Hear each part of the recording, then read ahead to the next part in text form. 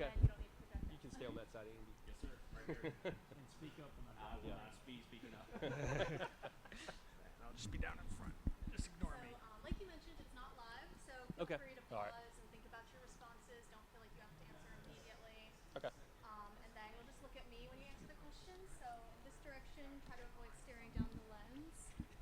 And I am good to go if you guys are. Sure. We're ready. Perfect. Okay, first question is the easiest. Can you say all one by one, say and spell your first and last name and then your title? Andy Wood, Virginia State Police Senior Trooper Pilot. Chris Orr, firefighter paramedic, Chesterfield Fire and EMS.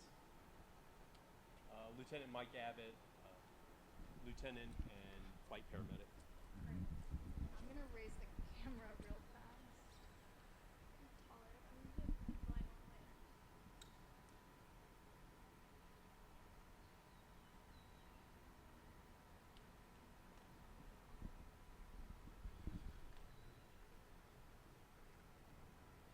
I'm gonna listen back really fast just to make sure I heard you guys all right.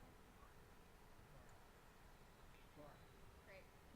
Okay, so again, try to lean towards the middle when you speak if possible. Otherwise, we're good to go. So I'm just gonna start pretty broad. Can you start by just telling me what happened on Sunday? So Sunday we were here. A call came in for a hoist rescue for an injured hiker in Amherst County. We checked the weather. We accepted the mission. We got some more intel as far as to what kind of mission we were accepting, and some patient information. We flew out. We were able to identify the area that we would be hoisting out of. It was a pretty small area. It was only like 30 feet by 30 feet. They lowered me down from using the hoist. I was able to make contact with the patient and the ground crews, determine what was the best way to get the patient out, and then package the patient. And I was retrieved back to the aircraft by Mike, and we were able to transport the patient directly to the hospital once we recovered him into the aircraft. If you could talk and while looking at her, but talk about the difficulty about getting down to the ground, given the tree cover. So we did have some difficulty locating the victim and the rescuers because of the tree cover, the canopy that we had to go through. And again, the area was really small. It was only like 30 feet by 30 feet that we had to work with. And we worked through the difficulties that we were faced with and overcame them. Calling out you guys, it sounds like this was a pretty serious medical event. Can you say whatever you're able to say about the extent of the victim's injuries? Given the fact that he was a 13-year-old male, he was obviously frightened and scared, so that made everything a little more difficult to work with. But once we got him calmed down and packaged, it was a pretty easy recovery. How common or how rare are these types of rescues, like in the mountains? They're more frequent in the summertime, just due to the population of hikers and mountain bikers that are in the area using the forest. And it's not a rare thing for us to do these types of rescues. It's becoming more frequent. And we've trained for it, and we're ready to take on the missions. If you could each say what was going through your mind during this whole process, from beginning to all the way when you were able to take the patient to the medical center.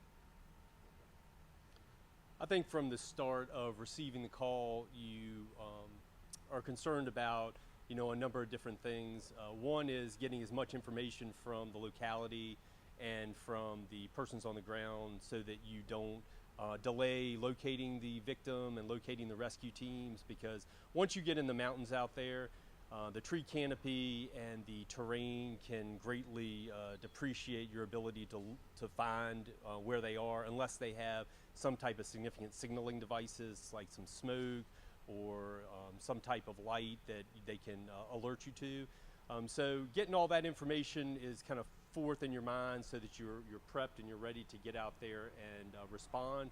And then en route, as a team, we generally speak about kind of our plan or our plan that we think we're going to lay out when we get there. And then sometimes we'll have to adjust things based on the terrain and what we find when we get there.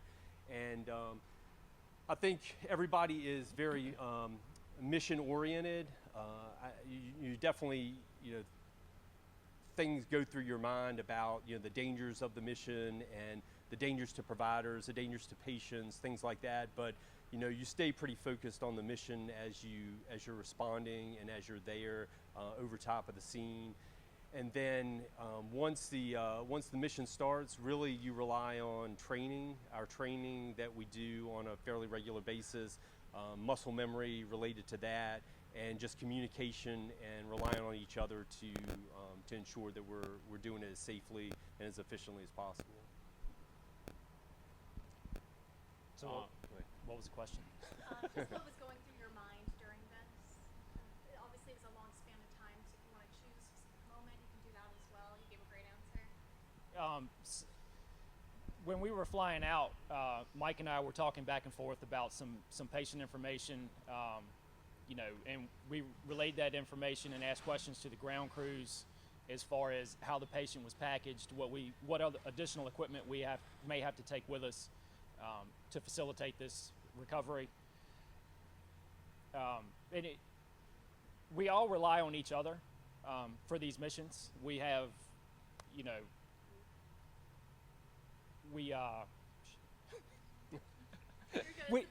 I know. It's the beauty of editing this thing. We all rely on each other in our training.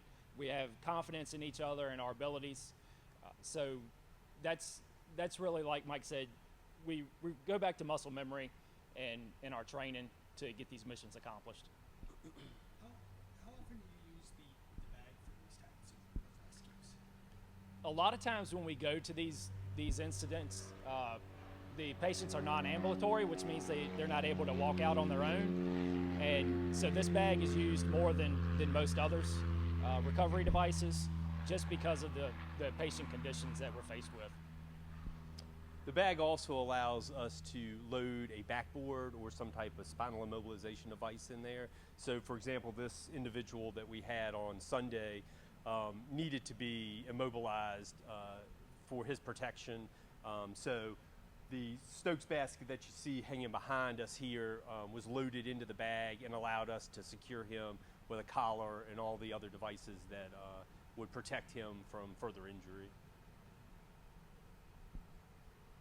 What are you able to tell us about, do you know anything about the patient's recovery process, anything like that?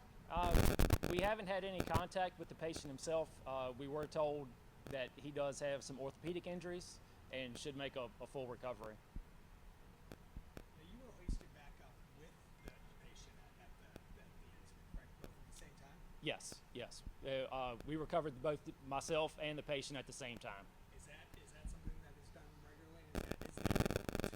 On this aircraft, it's done regularly because of the hoist that's on this aircraft is a 2-person load. If we had we have other aircraft that's only a 1-person load, and we're only able to hoist a patient and a rescuer separately. It makes the incident go much longer just because of that. And we're not able to fly the patient to the hospital always with the smaller aircraft. But on this aircraft, we can hoist the patient, the rescuer together, and then make a seamless transition to the hospital. What can you tell me about that call for help? Was the patient alone, or just anything you can say about that?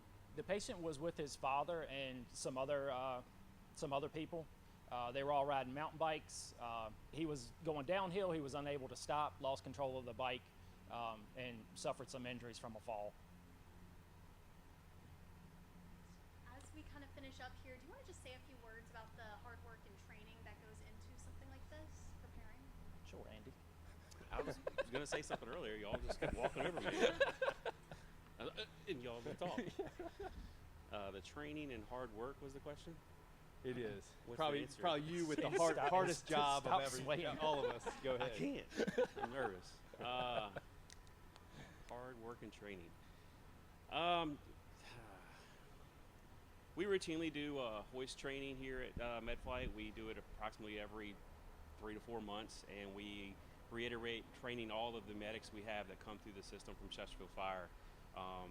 We've also had outside vendors come in and give us training, which has been excellent and provided us with a baseline and a good starting point to keep moving forward with our with our hoisting program. Upgrading our equipment has really took us to another level with the Bell 412 helicopter and the hoist that's equipped upon it, allowing us to do the two people coming up at the same time. It prevents us having to stay on station for longer and allows us to not stress the pilots and have to hold a position for an extended period of time. One last question from me. I haven't been, but to my understanding, this was pretty far. Obviously, you've had to travel for this.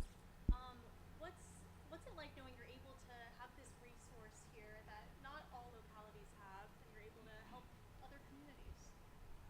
That's a good question for you, Andy. One of the news articles said an hour and 54 minutes it took us to get there. It was just 54 minutes to transition to the scene. Anyway, what your people had. Yeah. Having this helicopter really helps us travel and get to other scenes. It carries a larger fuel load, which allows us to get a further distance. We also are able to help people all the way out into the Appalachian Trail, all the way up north into the northern parts of Virginia, as well as any type of situation to the east, such as hurricanes and natural disasters that may happen that way. This equipment has been crucial to that step. I think one of the things that Chris mentioned earlier was our ability to transition between being a rescue entity, which means we're hoisting someone into the aircraft, to a medical entity as MedFlight.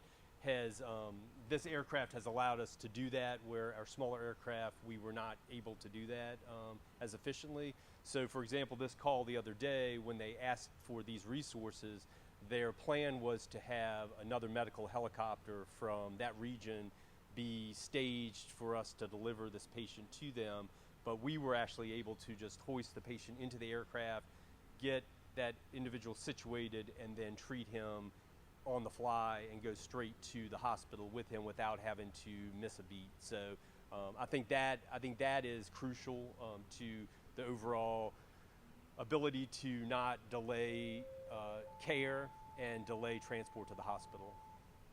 And that's a call. That's a call for us. Yup. Yeah, so you'll get to see the helicopter take off. Oh, really? Yeah, they're going to call.